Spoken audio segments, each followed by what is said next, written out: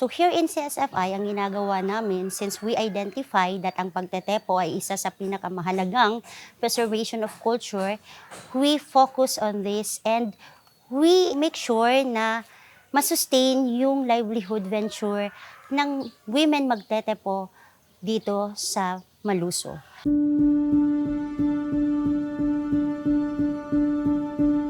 Ang CSFI po ay nabuo para tugunan yung mga kinakailangan ng mga kapatid nating mga Badyaw. No? Nakita ng mga unang Clariciano na ang mga Badyaw ay naniniglect, especially sa social rights nila.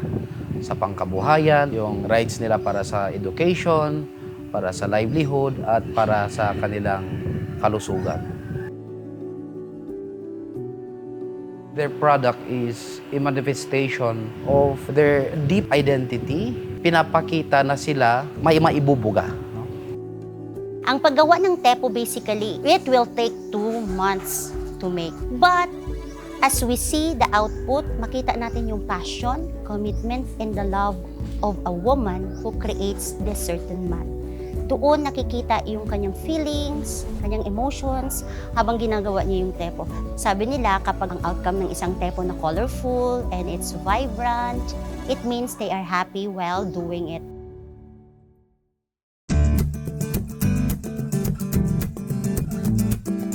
So sa paggawa ng kanilang tepo, ito ay dumadaan sa maraming proseso. Dati, bumibili sila ng pandan. And then sa ngayon, dahil sa tulong ng CSFI, nagkaroon sila ng lupain sa Campo Barn. So doon sa lupain nila, tinuruan ng CSFI kung paanong magtanim ng kanilang pangunahing materials para sa paggawa ng tepo. So hanggang nakatanim kami ng almost na 3,000 pandan plants. So ngayon ay umaani na ito. Una-una, pag-harvest ng pandan, kailangan na siyang sungkitin. So hanggang sa pagpulot nito, hanggang sa pagdala nito sa itaas para linisan.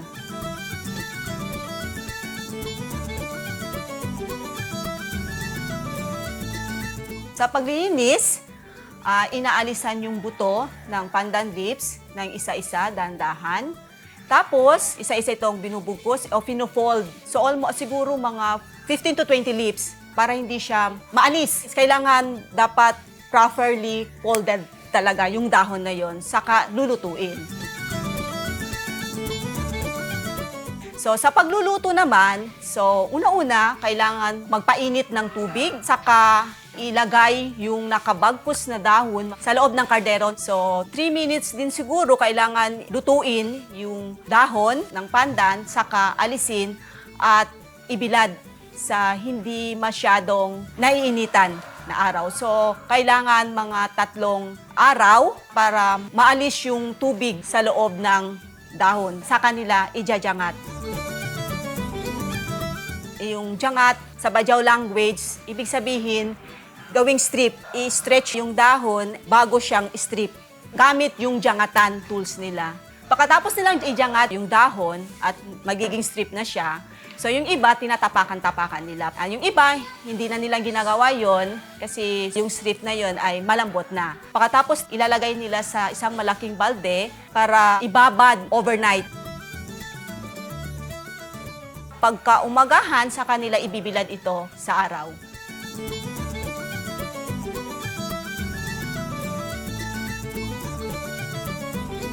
So pagkatapos nun, kukunin na nila ulit yon and then sa kanila ulit stretch para i-prepare na siya sa pagko-color. So sa pag-coloring naman ng kanilang pandan strip, kailangan ng mainit na tubig and then sa kanila ilalagay yung 2 to 3 kutsarang coloring powder. Tapos ilagay yung pandan strips, mga 3 minutes din po. Sa kanila alisin yon at ibibilad na naman nila sa loob ng 2 araw.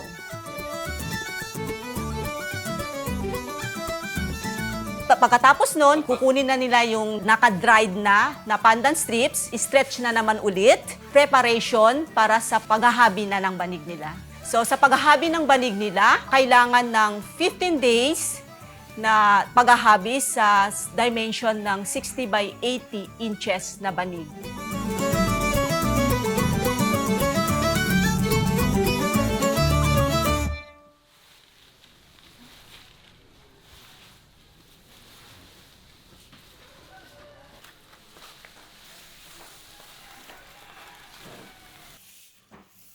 Ako si Sibia Bahali.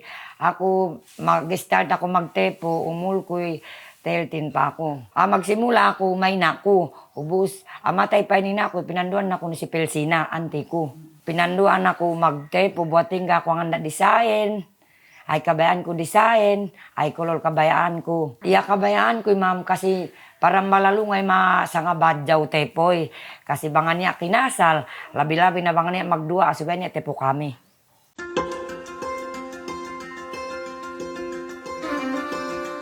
The Bajau Cultural Weaving Center is a breakthrough for the venture of Hinangan Bajau product assisted by Claret Sama Foundation Incorporated and of course the Yellow Boat of Hope Foundation.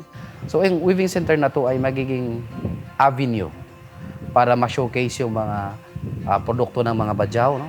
I-preserve din yung mga culture ng mga Bajau at ipakalandakan na ang mga Bajau ay may mga products na unique. The Weaving Center will be the window for the people to see kung ano ba talaga ang kagandahan at uniqueness ng isang tepo na gawa ng mga Bajau. There's a treasure in them that we need to uncover. Nakaka-proud po talaga na kaya namin pagkisabayan sa ibang mga artisan. Asaya kami kasi yan ang building kami na learning center. Kasi ang anong kami tepo, badyaw kami munsamay.